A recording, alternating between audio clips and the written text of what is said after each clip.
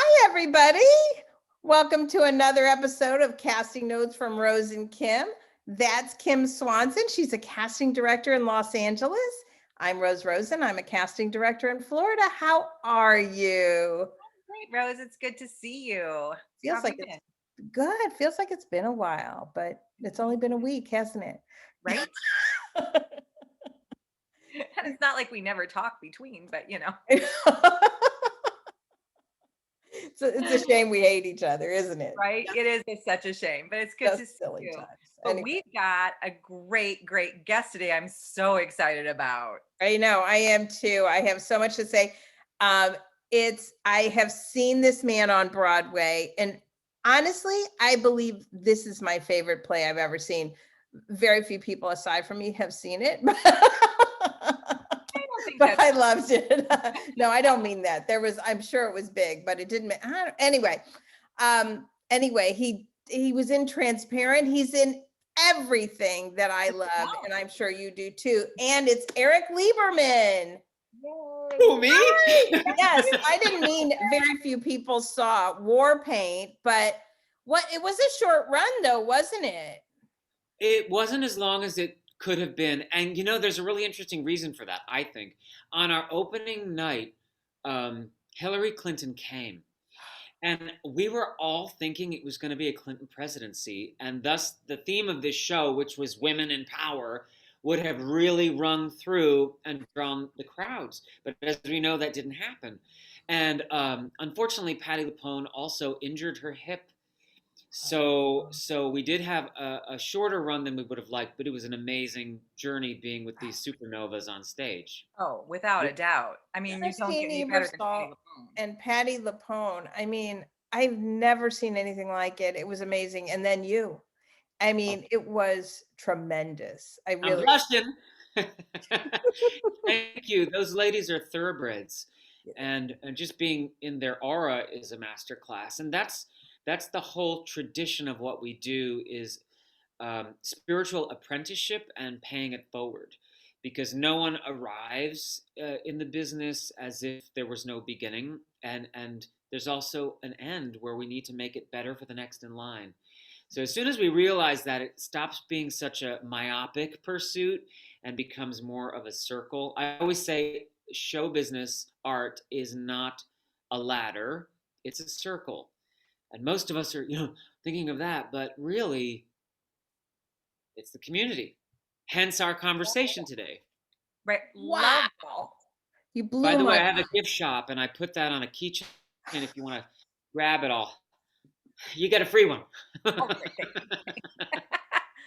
Exit through the gift shop. Right over there. Hit the link in bio. We'll get you a keychain. Hashtag monetize me.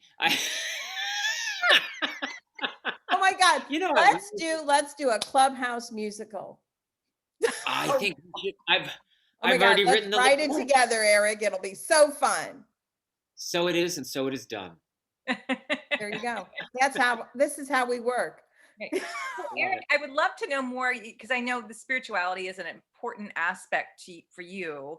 As a human, in addition to as the industry, how did you get from point A to this point now, where you are with that? I'm just really curious.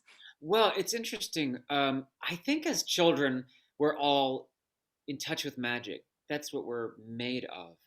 And there comes a point in most children's lives where something from the outside, sometimes a parent, maybe schoolmates, teachers, whatever, say, shut that valve off and join the realm of the logical and the grounded in reality. But of course, for as many beings as there are on the planet, there are that many realities.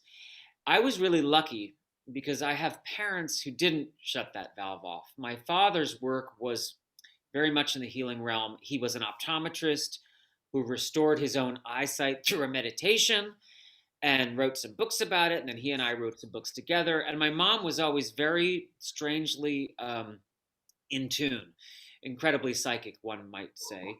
And so that was part of my fabric. And when I started in theater as a youngin', I always felt that art opened hearts, and it was only a convenience that rhymed.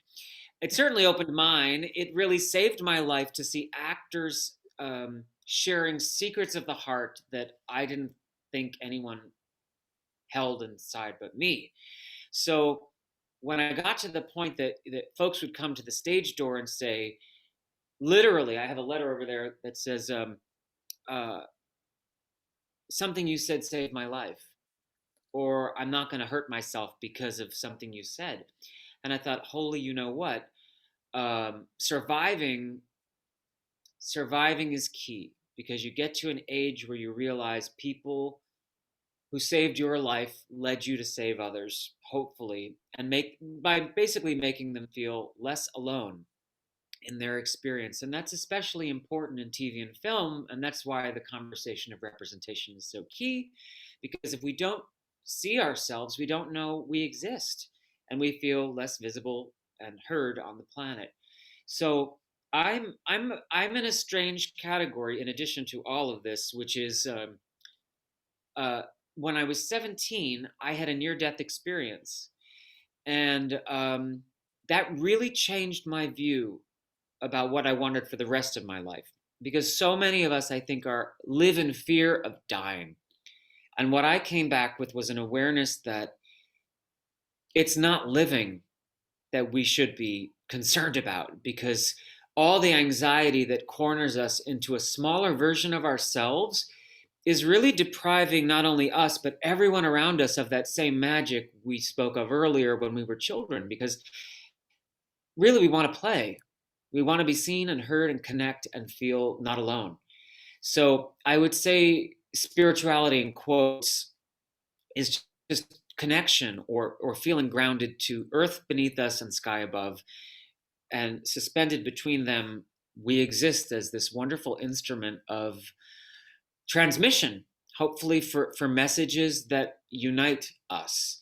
And I've seen that happen time and again in theater, and and I see it in the eyes, when the young people especially come to the show and they don't even know what to say, but their eyes are sparkling because they feel they've been recognized Wow. through a character on a stage. And that's a sacred and extraordinary exchange. And it goes way back to cave human days, where we built fires and told stories so we knew we weren't in this alone. And that's an incredible tradition. So it's really there's a nobility about it if it's received and understood as such. I think we've commercialized it to the degree now that Ruth Gordon, the wonderful actress from Harold and Maude, Oh my God, my favorite movie. my favorite movie, she How are said, we so connected? This is so crazy. I love that. She says, it's not enough to have talent. You have to have a talent for having talent. So what I think today is that talent for having talent has eclipsed the talent that people have. Meaning, how do I get more followers? How do I get you to follow me on this, that, and the other? And we're also concerned about being out there, that we're not in here. And of course, in here is where the messaging arrives and lives. And that's our map for the world. That's our mission. Right. That's why when I'm working with young actors, and I know I'm going on and on, but basically, they all want to be visible but not seen. They want the brass ring, but they're unwilling to look at the goods that they're working with. When I was Broadway Rose, when I was Broadway Danny Rose, when I was a kid, I met Chita Rivera, who was one of my early inspirations. And I walked up to her, I was a teenager, and I said, Chita, I'm going to make it. I'm going to make it. I'm going to make it. And I was very keen on making it because I had a very painful adolescence and I really wanted to get out. And I thought that success would get me out. And she turns to me and she says, kid, you got to have something to make it with. And it sort of took me aback, and I thought, well, what does that mean? And then I realized, she said, you got to have a life. You got to have stories that you're here to tell, that you've identified and are willing to share selflessly. And many years later, I directed Cheetah, and I had her on my show, Bridge to Broadway, and I got to tell her how that was one of those fork in the road moments that changed the trajectory of my life. So hopefully we're all doing that for each other on a daily basis, even through a smile, you know? Erik, that gave me chills. I mean, Yeah. I love all of it. There's so much I could say to all that, but I feel like we could do like a 6-part series oh my God, it's with just, you. I, yeah, yeah, Why? your brain is just, it just makes me think, which I mean, who doesn't love a conversation like that, So except for great. certain Yeah, people. you also mentioned that for you, like the pandemic gave you a chance to go and Oh do yeah. some things you've been wanting to do and create. I would love for you to talk about that because, I think a lot of younger actors think creating means doing a TikTok or an Instagram. That's not what real creating is, at least not for me. So Yeah. I would love for you to talk about that because you are quite the master at that. Well, I don't know. I have a sign on my door near the gift shop that says I am just beginning. And that's really important for me, and I think for all of us to have a beginner's mind, child's mind. I don't think of it as mastery. I think that if the good TikTokers probably have identified something that is their storytelling nugget, and that's why it transmits. But for me, what it means is we're trained often as actors to exist in a supplicant realm, meaning we are at effect and mercy of the hiring agent. And whether, first casting approves, likes us, thinks we're qualified, and then there's another level, and then the audience, and then the Twitterers and all the rest. So it can be very disempowering. Larry Moss, the great acting teacher, says show business is a bad parent. It doesn't give you the approval you want when you want it. Right. And it takes you by surprise often when it does. But I served very gratefully and obediently in building other people's castles for a long time, and that's appropriate. Giving my life force to other people's narratives. But if there's something knocking on your door, the door of your consciousness that says you've got a story to tell. I remember when I was younger, because we're always as old as we've ever been, as my friend says, That's being true, isn't it? yeah, Jesus, being on sets and thinking, oh, if I were directing this, I might do this or that, or I think the scene is maybe missing this particular thread, and I'd keep it to myself, but I listened to a lot of actors around me complain and poison the atmosphere. There's a spiritual teacher I love, Abraham Hicks, who says you're either uh, poisoning the well or clarifying the water. And I thought, well, I only want to be a clarifying agent here. I don't want to toxify anything. And I never thought it was fair that actors, instead of doing something about it, were complaining about it. And finally, when I realized that I was at the lowest rung of the food chain as a storytelling aide, that it was time for me to step into authorship. And of course, pre pandemic, we're all rushing around being defined by how busy we are. And during pandemic, for me, it came to be identifying what really matters to me and then being productive, which is different than busy. And that takes bravery because every capitalistic factor around us, including the social media, they're designed to pull us from center and make us believe that something else is more worthy of our time. But really allowing that deeper whisper to permeate and inform us, because we receive evidence of the stories we're here to tell, often through how we're cast. And if we work backwards from that evidence, we usually can identify archetypes and maps that we are here to explore and bring to the world. And having the courage to sit at the desk and write and channel that and listen, develop. That's why I always recommend to actors when they say, how can I get a better headshot? I say, meditate. Because Wow. if you don't have a listening practice, if you're too scared to slow down enough to be in the quiet of you, well, how can anyone pay money to spend time with you? It's like people want to date because they think the other's going to solve them. But if we can't be at home with what's in here Right.